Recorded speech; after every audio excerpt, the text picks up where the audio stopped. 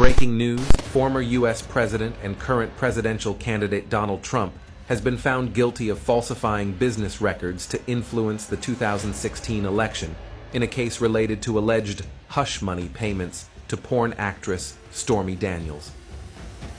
Manhattan District Attorney Alvin Bragg, a Democrat, charged Trump last year with 34 counts of criminal behavior, alleging that the Republican politician sought to conceal damaging information and unlawful activity from American voters before and after the 2016 election.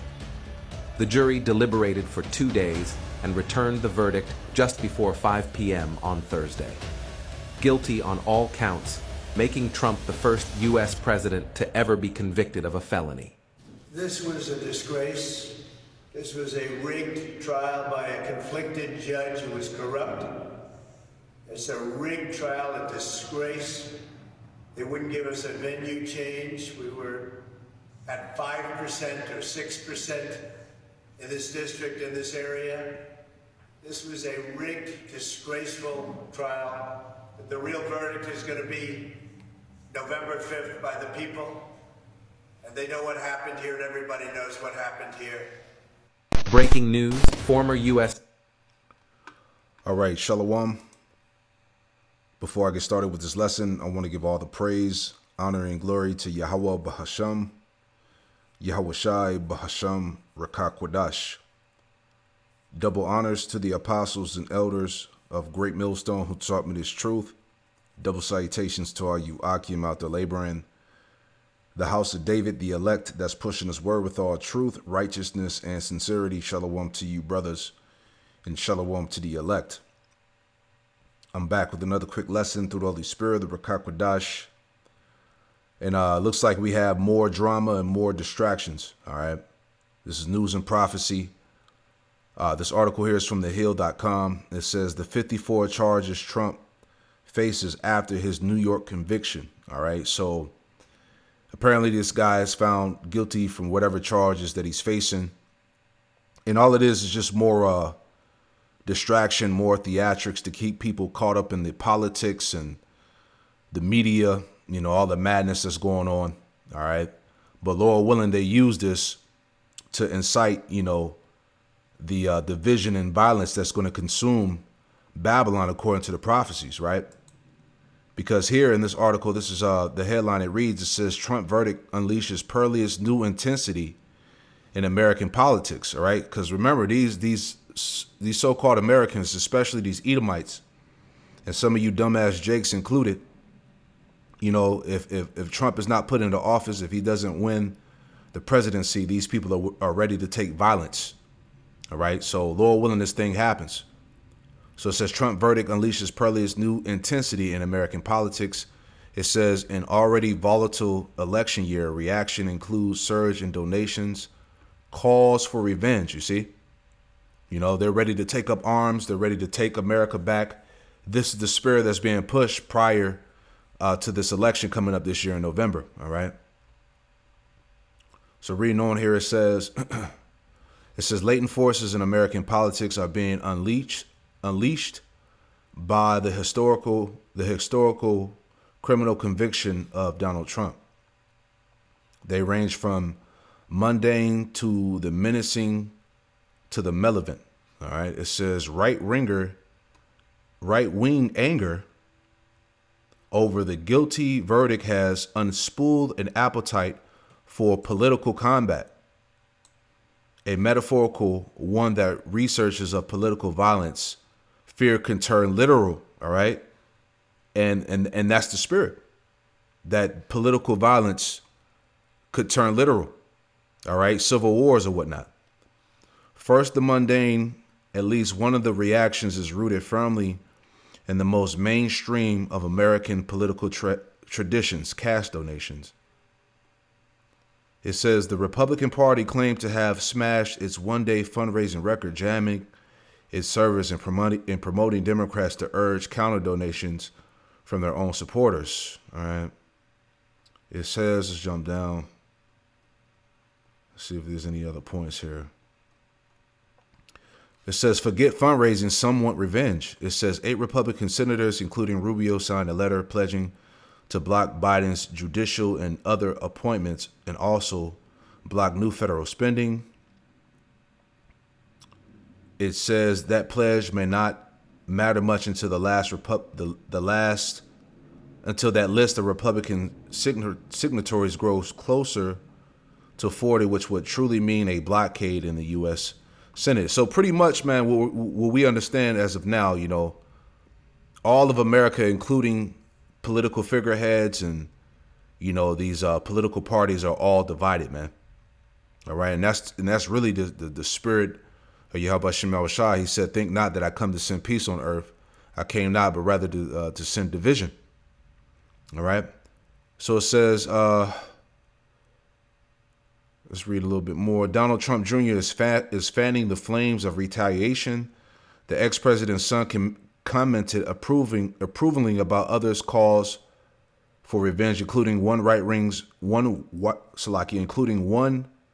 right-wing writer's comparison of politics to war without bullets. The big fear of violence. It says, but these are non-violent tactics. These aren't what experts on political violence fear most. Not on a day when there were online attempts to identify and threaten the Manhattan jurors who convicted Trump. Not in the era of skyrocketing threats against judges and politicians, or when several lawmakers told the news website Exos they feared unrest. You see that? So let's read on. Let's just read a little bit more. We'll finish it out. It says, in an internationally respected, frequently cited scholar on political violence, Pape is director of the Chicago Project on Security and Threats at the University of Chicago. All right. So you get it. All right. People have an understanding that if Trump is not put into office, hey, this thing could very well go down with violence. Right. This is 2 Ezra chapter 15 and verse 15. And it reads, it says, for the sword and the destruction draweth nigh, draweth close, draweth near. And one people shall stand up and fight against another, and swords in their hands. And this political unrest, this whole thing with the elections could be used to bring forth this prophecy of civil war, of political unrest, of great violence consuming the streets of Babylon, America. It says, for there should be sedition among men and invading one another. They should not regard their kings nor princes. In the course of their actions shall stand in their power. All right, so people are ready, man. You know, these people that believe in America, that want America to be great again, the politics and all of this madness, they're ready to take this thing back by violence, man. You know, and Lord willing, this is the catalyst to get it started, to get it done. Verse 17, a man shall desire to go into a city and shall not be able. For because of their pride, the city shall be troubled, the houses shall be destroyed, and men shall be afraid. All right, a time of trouble like no other. It says, and man shall have no pity upon his neighbor, but shall destroy their houses with the sword and spoil their goods because of the lack of bread and for great tribulation, which is coming, man. All right, and this has been continuously talked about throughout the media if these so-called Americans don't get what they want in Trump. You know, calls for revenge, a surge in political violence, civil wars, you know, people buying up all the guns and ammunition. So these Edomites, you know, these right wingers, if you will, they're ready to do what they got to do for the sake of their good old America, Babylon, man. All right. But here's some more news just to add in to all of the distractions and nonsense that's happening. All right. This is from americasfirstreport.com. It says, the world has accumulated a 315 trillion mountain of debt, and global events will soon bring it crashing down. And these are all the things that we've been warning you of, right? We thought it was over 200 trillion, and now it's in the 300 trillions, man. You see, there's no way that America is gonna pay off that debt. This system is about to crash, as we've been warning you over and over again. Because this man has to bring forth that MOTB. Remember that. So reading on this article, it says, I suppose that congratulations are in order. It is no small feat to pile up a debt of 315 trillion and we will never see a mountain of debt of this magnitude ever again after it comes crashing down. Even though delinquency rates are rising all over the world, as long as conditions remain at least somewhat relatively stable, the game will be able to continue. Unfortunately, conditions won't be relatively stable for long. Global events have started to accelerate significantly, and that is really going to shake things up in the months ahead. Yeah, it's going to. Hey, we're in a time of turbulence, man. All right, the storm is brewing and the storm is coming, just like Trump was saying. You know, prepare for the storm. It says, according to a report that was just released by the Institute of International Finance, the total of debt in the world has reached a grand total of $315 trillion, man. All right, this economy is finished. All right, there's no coming back from that. And we don't even have to read this article, man. All right, the headline is enough. All right, this economy is soon to go down. This is the book of Habakkuk. Chapter 2, verse 6, it says, shall not all these take up a parable against him, and a taunting proverb against him, and say, woe to him that increaseth that which is not his, how long? And to him that ladeth himself with thick clay. And that thick clay, it goes back to the debt. You know, this place is in a crazy amount of debt. It's 315 trillion. All right. This economy is soon to crash out. All right. It says, shall not they rise up suddenly that shall bite thee, and awake that shall vex thee, and thou should be booties unto them, right? Because right now, as we see, according to the prophecies, all right, these various nations are rising up for war against Esau, against Babylon, against America. You see that? It says, verse 8, because thou hast spoiled many nations, all the remnant of the people shall spoil thee, because of men's blood, and for the violence of the land, and of the city, and all that dwell therein. So now, as we see in according to the prophecies, Isaiah 33, now these nations are preparing to deal treacherously with thee. Okay, because you're dealing with this debt that can't be paid off. All right, you got the you got the imploding of Babylon right now. Dealing with the civil division, the political unrest. All right, these various plagues that are going on, the attack against the food supply. You know, as the scriptures tell us, sorrows will come upon this place on every side. All right. So, hey, as we are continuing to watch, only these things are only accelerating, as it said in the article, man. It's only getting worse.